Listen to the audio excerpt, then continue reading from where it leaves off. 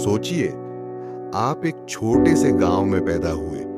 ना आपके पास सही जूते हैं, न कोई खेल का मैदान, न ही कोई ट्रेनिंग का साधन। लेकिन सपने सपने हैं पूरे भारत को दुनिया के सामने गर्व से खड़ा करने के। और ये सपना देखने वाली थी एक साधारण लड़की, जिसने बाद में पूरी दुनिया को दिखा दिया कि सपनों की उड़ान पैसों से नहीं, पैरों से नहीं, बल्कि हौसले से होती है। ये है कहानी भारत की पायोली एक्सप्रेस, पीटी उषा की। पीटी उषा का जन्म 27 जून 1964 को केरल के कोझिकोड जिले के एक छोटे से गांव पायोली में हुआ। बचपन बेहद साधारण था। घर की हालत गरीब, पढ़ाई और खेल दोनों में साधन बेहद सीमित। वह बचपन से ही कमजोर थी, अक्सर बीमार पड़ती, लेकिन दौड़ने में उन्हें अलग ही मजा आता। हम सब ने अपने बचपन में कभी ना कभी यह सुना है, अरे इससे क्या होगा, खेलों से कभी कोई आगे बढ़ता है क्या। पीटी उषा ने भी यही सुना, लेकिन फर्क इतना था कि उन्होंने इसे चुनौती बना लिया। 1976 में जब उनकी उम्र सिर्फ 12 साल थी, तो उन्हें एक स्पोर्ट्स स्कूल में भेजा गया। कोच ओएम नंबियार ने उनकी प्रतिभा पहचानी।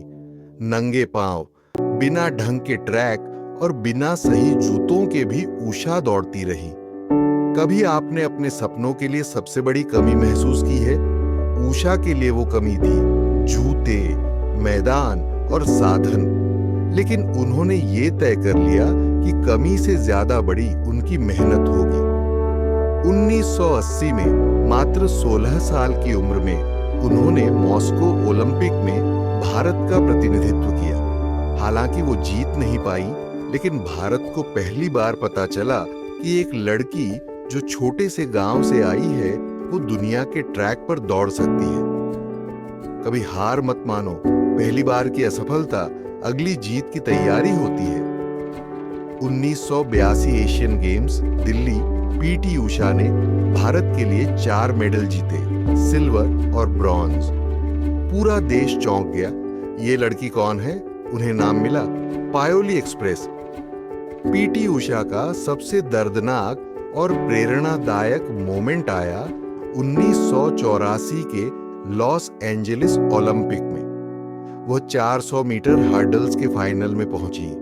पूरी दुनिया की नजरें भारत की इस लड़की पर थीं, लेकिन फाइनल में वो सिर्फ 100वें सेकंड से ब्रॉन्ज मेडल चूक गई। सोचिए, सालों की मेहनत, सपनों की उड़ान और सिर्फ एक पलक झपकने जितने फासले से ओलंपिक मेडल छीन जाए। बहुत से लोग होते जो यही हार मान लेते, लेकिन उषा ने अपने आंसू पोंछे और कहा, ये अंत नहीं है, मेरी दौड़ अभी बाकी है। अगले 8 साल तक उन्होंने एशियन चैंपियनशिप और एशियन गेम्स में 23 मेडल जीते, जिनमें 14 गोल्ड शामिल थे। शादी, परिवार और करियर, इन सब को संतुलित करते हुए भी उन्होंने खेल जारी रखा। मां बनने के बाद भी उन्होंने ट्रैक पर वापसी की और देश के लिए गोल्ड जीता। हम सबकी जिंदगी में भी ऐसा मोमेंट आता है जब लगता है अब जिम्मेदारियों और सपनों में से सिर्फ एक ही चुन सकते हैं। लेकिन उषा जी ने साबित किया कि हिम्मत हो तो दोनों को साथ लेकर चला जा सकता है। 2002 में पीटी उषा ने उषा स्कूल ऑफ एथलेटिक्स की शुरुआत की। उनका सपना भारत को ओलंपिक में मेडल दिलाने वाले एथलीट तैयार करना।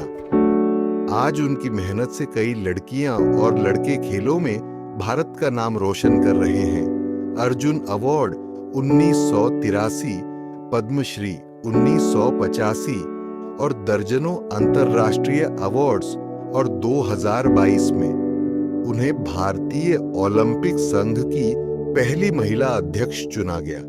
कमी साधनों की नहीं, कमी इरादों की होती है। असफलता ही सफलता का पहला कदम है।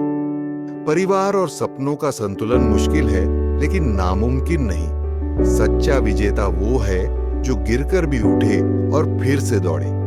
पीटी उषा सिर्फ एक खिलाड़ी नहीं है, वो हर भारतीय की प्रेरणा है। उनकी कहानी हमें ये सिखाती है कि आप कहां से आते हैं ये मायने नहीं रखता, आप कहां जाना चाहते हैं और उसके लिए कितनी मेहनत करते हैं, यही असली पहचान है। दोस्तों, अगर ये कहानी आपको थोड़ी भी प्रेरणा दे गई हो तो इस वीडियो को लाइक कीजिए, डेली ज़ेन अप चैनल को अभी सब्सक्राइब कीजिए ताकि रोज आपको ऐसी सच्ची कहानियां मिले।